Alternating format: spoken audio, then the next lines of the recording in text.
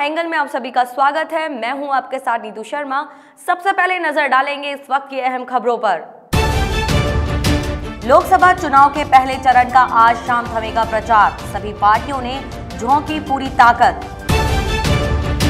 मध्य प्रदेश के मुख्यमंत्री कमलनाथ के करीबियों पर आयकर विभाग की कार्रवाई में सनसनीखेज खुलासे, करोड़ों के लेन देन का हिसाब उजागर। प्रारंभिक शिक्षा विभाग ने बढ़ाई प्री डीएलएड की आवेदन तिथि, अब तक 7 लाख से ज्यादा आवेदन प्राप्त। और आईपीएल सीजन 12 में आज चेन्नई का मुकाबला कोलकाता से, दोनों ही टीमों की नजर अंक तालिका में पहले स्थान पर। लोकसभा चुनाव के पहले चरण की 8 सीटों पर चुनाव प्रचार आज शाम 5 बजे थम जाएगा। सहारनपुर, कैराना, मुजफ्फरनगर, बिजनौर, मेरठ, बागपत, गाजियाबाद और गौतम बुद्ध नगर में संसदीय सीटों के लिए 96 उम्मीदवार चुनाव मैदान में हैं। इन सीटों के लिए 11 अप्रैल को सुबह 7 से शाम 6 बजे तक मतदान होगा। कैराना, बिजनौर, गौतम बुद्ध नगर और बागपत में 13-13, गाजियाबाद में 12, सहारनपुर और मेरठ में 11-11 और मुजफ्फरनगर में 10 उम्मीदवार किस्मत आजमा रहे हैं। पहले चरण के चुनाव के लिए 6,716 मतदान केंद्र और 16,581 पोलिंग बूथ बनाए गए हैं। इन 8 लोकसभा क्षेत्रों में लगभग 1,50,00,000 मतदाता हैं। इनमें 82,24,000 पुरुष, 68,39,000 महिला और 1,014 तृतीय लिंग मतदाता अपने मताधिकार का उपयोग करेंगे। लोकसभा चुनाव की आचार संहिता लागू होने के साथ ही पहले चरण की 8 सीटों पर उम्मीदवारों ने चुनाव प्रचार शुरू कर दिया था। पश्चिमी यूपी की 8 सीटों पर प्रधानमंत्री नरेंद्र मोदी ने मेरठ और सहारनपुर में सभा की। उम्मीदवारों और उनके समर्थकों ने भी दिन रात घर घर दस्तक देकर नुक्कड़ सभाएं और चौपाल लगाकर प्रचार किया। मध्य प्रदेश के मुख्यमंत्री कमलनाथ के करीबियों के यहां जारी छापेमारी में अवैध करोड़ों के लेन देन का पता चलने के बीच केंद्रीय प्रत्यक्ष कर बोर्ड ने सनसनीखेज खुलासा किया है। सीबीडीटी ने कहा कि दिल्ली के तुगलक रोड स्थित एक महत्वपूर्ण शख्स के घर से 20 करोड़ नकद एक बड़े दल के दिल्ली स्थित मुख्यालय भेजा गया है। उल्लेखनीय है कि तुगलक रोड में कई विशिष्ट लोग रहते हैं। सीबीडीटी ने बयान जारी कर कहा कि छापेमारी की अब तक की कार्रवाई में 14.6 करोड़ नकद, 252 बोतल शराब, कुछ हथियार और बाघ के छाल मिले हैं। बयान में ये भी कहा गया है कि मध्य प्रदेश में छापेमारी के बाद एक बड़े रैकेट के जरिए कारोबारी, नेता और नौकरशाहों से 281 करोड़ के अवैध लेन देन का पता चला है। एक वरिष्ठ पदाधिकारी की करीबी रिश्तेदार के समूह के दिल्ली स्थित ठिकानों पर छापों के दौरान कई सबूत मिले। इनमें एक कैश बुक भी शामिल है जिसमें 230 करोड़ के बेनामी लेन देन का जिक्र है।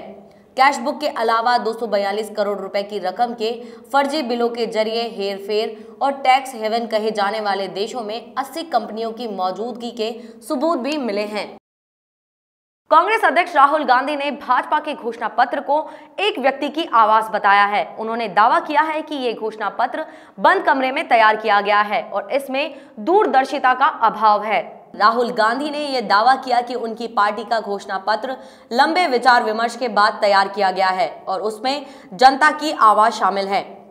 गांधी ने ट्वीट किया है कि कांग्रेस का घोषणा पत्र विचार विमर्श के माध्यम से तैयार हुआ। इसमें 10 लाख से अधिक भारतीय नागरिकों की आवाज शामिल है। यह समझदारी भरा और प्रभावशाली दस्तावेज है। उन्होंने दावा किया, भाजपा का घोषणा पत्र बंद कमरे में तैयार किया गया है। इसमें अलग अलग पड़ चुके एक व्यक्ति की आवाज है। यह अदूरदर्शी और अहंकार भरा है। भारत और पाकिस्तान की तकनीकी टीम करतारपुर कॉरिडोर के मसले पर 16 अप्रैल को बैठक करेगी। इसमें दोनों देशों के इंजीनियर और सर्वे टीम के सदस्य शामिल होंगे, जिसमें निर्माण के तौर तरीकों पर चर्चा होनी है। गुरुद्वारा दरबार साहिब पाकिस्तान के करतारपुर जिले में है, जबकि डेरा बाबा नानक साहिब पंजाब के गुरदासपुर जिले में स्थित है। पिछले साल भारत और पाकिस्तान दोनों गुरुद्वारों के बीच कॉरिडोर बनाने पर राजी हुए थे, जिसे करतारपुर कॉरिडोर नाम दिया गया है। पाकिस्तानी विदेश मंत्रालय के प्रवक्ता मोहम्मद फैसल ने सोमवार को बताया कि दोनों देशों की तकनीकी टीम 16 अप्रैल को बैठक करेगी, जिसमें करतारपुर कॉरिडोर के निर्माण पर चर्चा होगी। आतंकी संगठन जैश-ए-मोहम्मद के सदस्य निसार अहमद तांत्रे ने पूछताछ में अहम खुलासे किए हैं। निसार ने कहा कि वह 14 फरवरी को जम्मू कश्मीर के पुलवामा में केंद्रीय रिजर्व पुलिस बल पर हुए आत्मघाती हमले के बारे में पहले से जानता था। तांत्रे का कहना है कि उसे इस हमले की जानकारी इसलिए थी क्योंकि हमले के मुख्य साजिशकर्ता मुदस्सिर खान ने उसे भी इस हमले को अंजाम देने में शामिल होने को कहा था। हमला पाकिस्तान स्थित आतंकी संगठन जैश ए मोहम्मद ने कराया था। ये जानकारी तांत्रे की पूछताछ में शामिल एक अधिकारी ने दी है। गौरतलब है कि तांत्रे को करीब एक हफ्ते पहले ही यूएई ने भारत को सौंपा है। जैश के इस आतंकी ने पुष्टि की है कि हमला जैश के आदेश पर किया गया था और खान ही वो व्यक्ति है जिसने हमले का नेतृत्व कर इसे अंजाम दिया।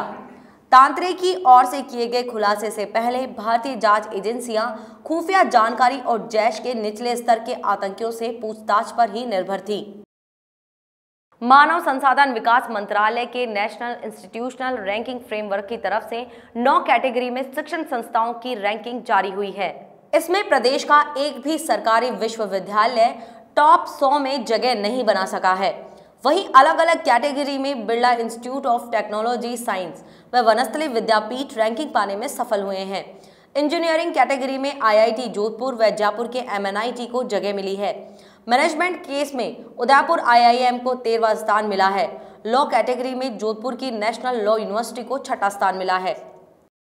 प्रारंभिक शिक्षा विभाग ने प्री डीएलएड के लिए आवेदन की अंतिम तिथि बढ़ा दी है। अब इसके लिए 16 अप्रैल तक शुल्क जमा कराया जा सकता है और 18 अप्रैल तक आवेदन ऑनलाइन सबमिट किया जा सकता है। पहले 8 अप्रैल तक शुल्क और 10 अप्रैल तक आवेदन जमा कराने की तिथि घोषित की गई थी।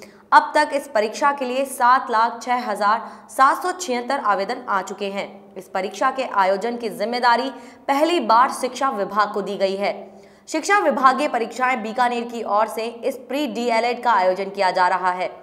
प्री डीएलएड के समन्वयक लक्ष्मण के मालावत ने बताया कि पिछले साल इसमें 6,51,973 परीक्षार्थी शामिल हुए थे। अब तक इससे अधिक आवेदन आ चुके हैं। अंतिम तिथि तक इसमें और अधिक बढ़ोतरी की संभावना है। पूर्व में इस परीक्षा को प्री बीएसटीसी कहा जाता था। अब इसका नाम बदलकर प्री डीएलएड कर दिया गया है। उन्होंने कहा कि आवेदन में कोई त्रुटि रह गई है तो परीक्षार्थियों को त्रुटि सुधार का अवसर दिया जाएगा। मेडिकल पीजी 2019 की प्रवेश प्रक्रिया में ग्रामीण सेवा के चिकित्सकों को बोनस अंक में 2 लिस्ट आई है। स्वास्थ्य विभाग की सूची और सुप्रीम कोर्ट में अभ्यर्थियों द्वारा दी सूची के नाम अलग होने से अफसर सकते में हैं।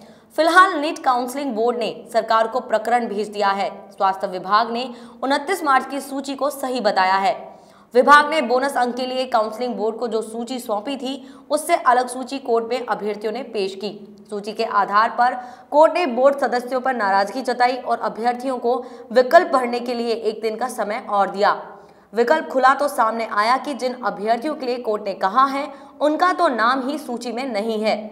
गौरतलब है कि नीट पीजी परीक्षा 2019 10 जनवरी को हुआ है। सुप्रीम कोर्ट के शेड्यूल के अनुसार 25 मार्च से 5 अप्रैल तक पहले फेज की काउंसलिंग की गई। हाई कोर्ट के निर्देश थे ग्रामीण सेवा के चिकित्सकों को बोनस अंक दिए जाएं। इसके लिए 29 मार्च को अभ्यर्थियों की सूची मेडिकल हेल्थ डायरेक्टरेट ने बोर्ड को सौंपी। मेरिट जारी कर 2 अप्रैल तक ऑप्शन खोला। रेलवे में लेवल 1 पदों के लिए ऑनलाइन रजिस्ट्रेशन प्रक्रिया जारी है। रेलवे भर्ती बोर्ड अजमेर में करीब 5,500 पदों पर भर्ती होनी है। इसके लिए अब तक 8 लाख से अधिक अभ्यर्थी ऑनलाइन रजिस्ट्रेशन करा चुके हैं। ऑनलाइन रजिस्ट्रेशन की अंतिम तिथि 12 अप्रैल है। आरआरबी अजमेर के अध्यक्ष केआर चौधरी ने बताया कि केंद्रीयकृत रोजगार सूचना 7वें केंद्रीय वेतन आयोग वेतन मैट्रिक्स के लेवल 1 में विभिन्न पदों के लिए भर्ती प्रक्रिया की शुरुआत 12 मार्च को ऑनलाइन रजिस्ट्रेशन की प्रक्रिया के साथ हो चुकी है। उन्होंने बताया कि ऑनलाइन पंजीकरण का समापन 12 अप्रैल 2019 को रात 11:59 पर हो जाएगा। ऑनलाइन के माध्यम से अभ्यर्थी 23 अप्रैल 2019 को रात 11:59 तक शुल्क जमा करा सकेंगे। गत champion Chennai Indian T20 league के मैच में मंगलवार को कोलकाता के खिलाफ उतरेगी। चेन्नई का फोकस खतरनाक बल्लेबाज आंद्रे रसेल के बल्ले पर अंकुश लगाने पर होगा। बेहतरीन स्पिनरों से सजी दोनों टीमों के बीच मुकाबले में रसेल निर्णायक भूमिका निभा सकते हैं। दोनों टीमें 4 मैच जीत चुकी हैं और शानदार फॉर्म में हैं। दोनों की नजरें यह मैच जीतकर अंक तालिका में शीर्ष पर जाने पर लगी होंगी। महेंद्र सिंह धोनी की अगुवाई वाली चेन्नई टीम ने पंजाब को आसानी से हराया, लेकिन दिनेश कार्तिक की टीम के सामने उनकी राह आसान नहीं होगी। कोलकाता ने राजस्थान रॉयल्स को मात दी। दोनों टीमों के पास बेहतरीन स्पिनर हैं, लिहाजा बल्लेबाजों को अपना सर्वश्रेष्ठ प्रदर्शन करना होगा। चेन्नई के पास हरभजन सिंह, इमरान ताहिर, रविंद्र जडेजा है, जिन्होंने पंजाब के खिलाफ जीत दिलाई।